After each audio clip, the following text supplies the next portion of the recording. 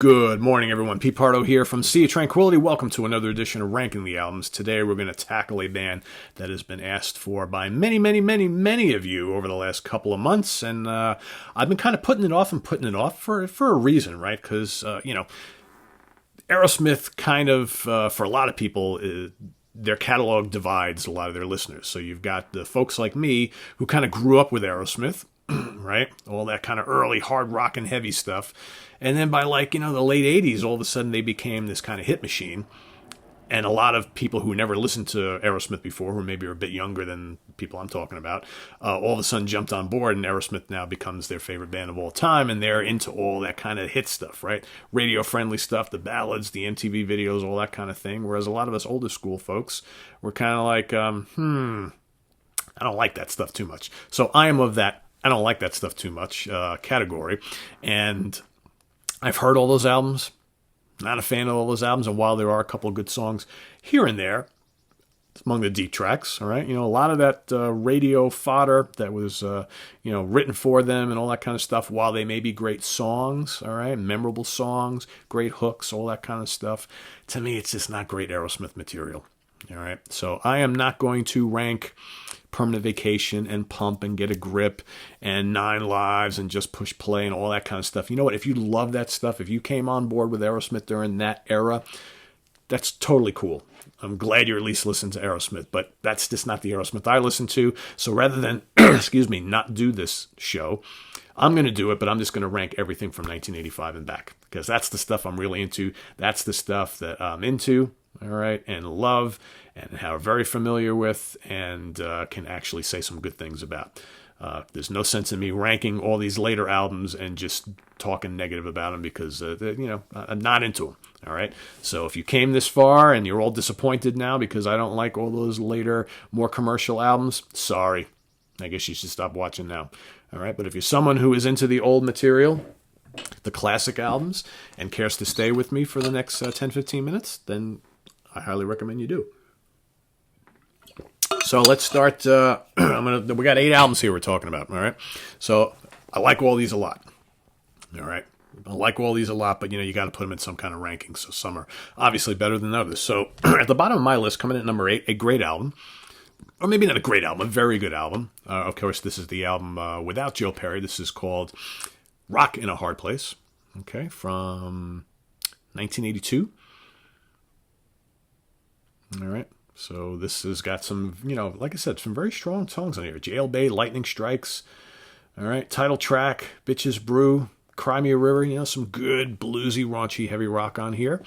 Is it top shelf Aerosmith? Probably not. That little spark of Joe Perry was missing. He was off doing the Joe Perry project. But I still think a very strong album in their catalog, right?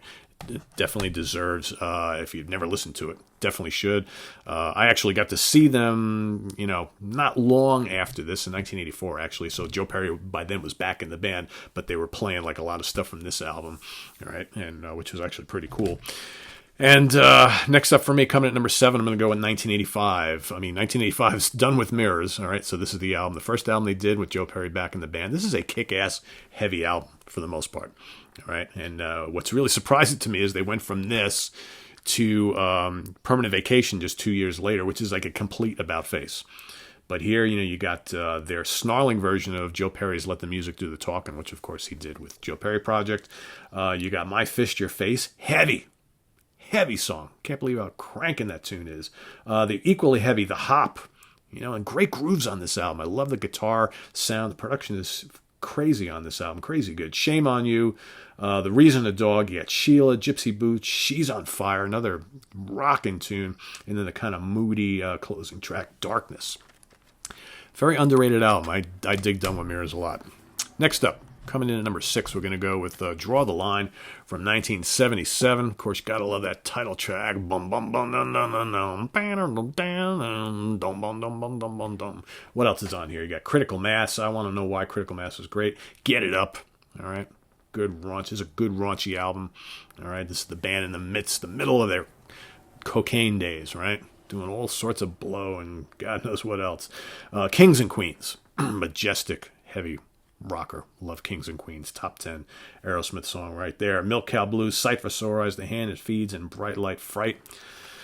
A very strong album, all right? Very strong album. Coming in at number 5, we're going to go to their debut from 1973.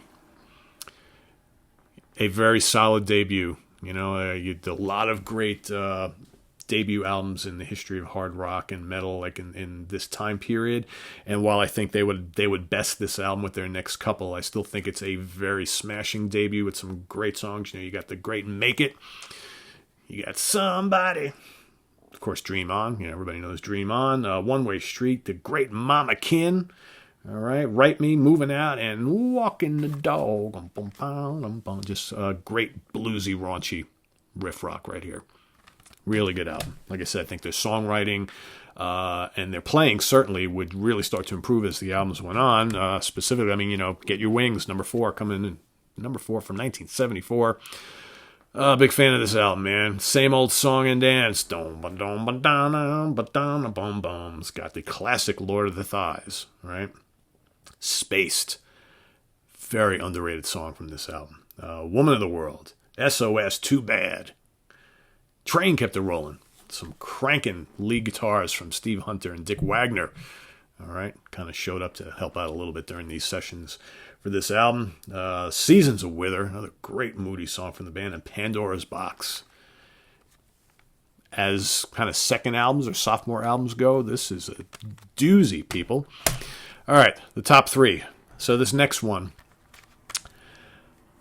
I have, as time has gone on, this one has steadily crept up the ladder for me. I'm talking about 1979's "Night in the Ruts," again, at the height of their cocaine days, but man, it really worked on here. This is just a cranking album. In fact, I was listening to this album yesterday on my lunchtime walk. So, you know, we're all on lockdown. You know, I work from home normally, but I normally, on my lunch hour, would go to the gym. Can't do that. Gym is closed. So when the weather permits, I've been going on, 2 or 3 mile walks during my lunch hour. And yesterday, my soundtrack to my walk was this album right here. And it just kind of, again, reminded me of just how great this album really is. Just so many solid tunes. You got "No Surprise," you got "Chiquita," "Oh, Chiquita," great song. "Remember," "Walking in the Sand," "Remember," great cover of that tune. The "Rockin' Cheesecake," kick-ass. "3 Mile Smile," what a great song that is. Just kind of tumultuous rhythms and just raunchy guitar work. "Reefer Head Woman," another killer song. "Bone to Bone," Coney Island Whitefish Boy. Might be the unsung song on here, you know? It's like such a great track. "Think About It," and of course, "Mia." A very solid album. Like I said, as time has gone on, this has risen up the ranks of my favorite Aerosmith albums, and but it's going to follow these top 2, which should be no surprise to anybody. 1975's "Toys in the Attic" coming at number 2. I probably listen to "Night in the Ruts" more than the top 2 these days, because of course, the top 2 we've all listened to tons of times over the years. But man, there's no denying just how great these are. The title track, "Toys in the Attic," "Uncle Salty." Oh, what else? "Walk This Way." You got like a lot of the classic Aerosmith songs are on here. "Sweet Emotion," "No More, No More," great song there. "Rounds and Round." Dun, dun, dun, dun, dun, dun, dun, dun, dun, dun. I absolutely love "Round and Round." Such a heavy song. Definitely a top Aerosmith song for me. "Big 10-inch," "Adam's Apple."